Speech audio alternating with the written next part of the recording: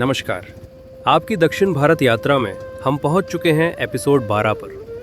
पिछले 11 पड़ावों पर हमने इतिहास, संस्कृति और भक्ति के कई रंग देखे, लेकिन आज हम एक ऐसे शहर में हैं जो इन सब का संगम है, त्रिशूर, केरल की सांस्कृतिक राजधानी।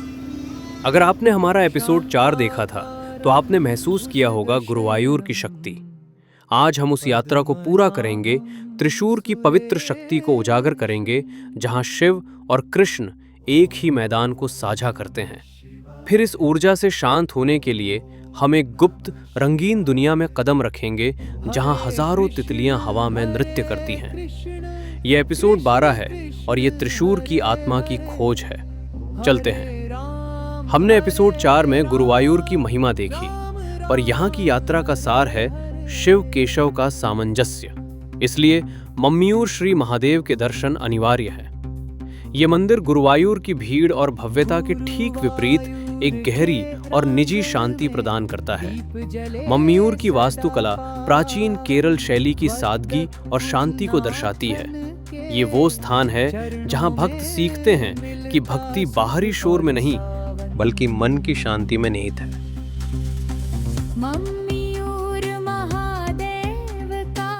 त्रिशूर के मध्य में खड़ा है सदियों पुराना वडक्कुनाथन मंदिर। ये सिर्फ एक तीर्थ स्थल नहीं, बस नाम तुम्हारा समाए। ये केरल की सबसे प्राचीन स्थापत्य कला का जीवित प्रमाण है। इसकी नींव स्वयं भगवान परशुराम ने रखी थी। मंदिर के अंदर के कूतम्बलम और भित्ति चित्र हमें अतीत में ले जाते हैं, लेकिन वडक्कुनाथन का सबसे बड़ा गौरव है त्रिशूर पूरम। हमारी प्रार्थना स्वीकार करो,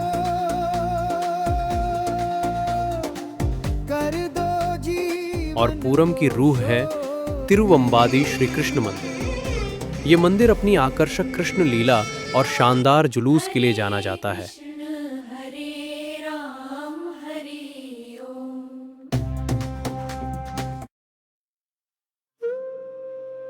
जब वडक्कुनाथन के मैदान में तिरुवंबादी का उन्नी कृष्णन का दल पहुंचता है, तो आप महसूस करते हैं कि ये आस्था की वो दैवीय प्रतिस्पर्धा है जो त्रिशूर को ऊर्जा देती है।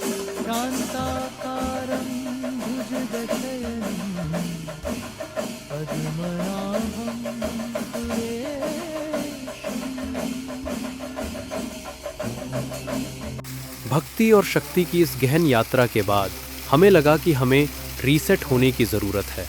इसलिए हम शहर के शोरगुल को पीछे छोड़कर एक प्राकृतिक चमत्कार की ओर बढ़े, थुम्बूर मुझी बटरफ्लाई पार्क।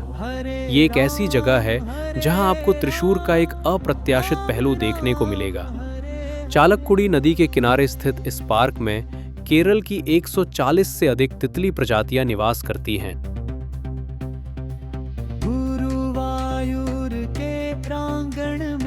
जैसे ही हम यहाँ पहुंचे, सबसे पहले हमारा स्वागत कल कल बहते जल के संगीत ने किया।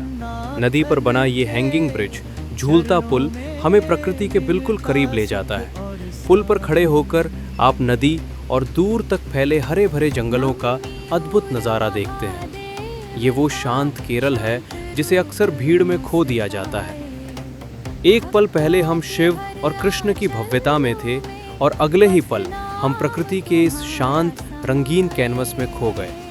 ये हमें याद दिलाता है कि केरल हर कोने में जादू समेटे हुए है। तो ये थी हमारी दक्षिण भारत यात्रा का एपिसोड 12, जहां गुरुवायूर की भक्ति ने हमें मम्मियूर की शांति दी और वडक्कुनाथन की शक्ति ने हमें तिरुवंबादी की ऊर्जा से जोड़ा। हमने देखा कि आस्था विशाल मंदिरों में भी है और एक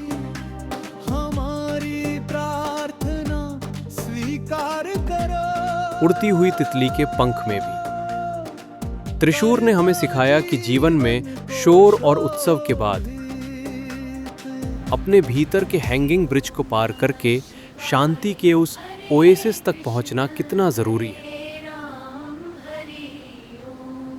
हमारी यात्रा यही समाप्त होती है, लेकिन इससे पहले कि हम विदा लें, आपके लिए कुछ बहुत जरूरी यात्रा टिप्स।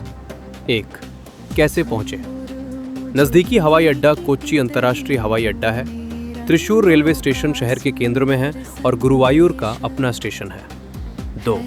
कहाँ ठहरे? आप त्रिशूर शहर के सुविधाजनक होटल या गुरुवायूर मंदिर के पास भक्ति केंद्रित लॉज में ठहर सकते हैं। 3. क्या खाएं? त्रिशूर आए तो केले के पत्ते पर परोसा जाने वाला सादया, पुट्टू और कडला करी और यहाँ के प्रसिद्ध केले के चिप्स का स्वाद लेना ना भूलें।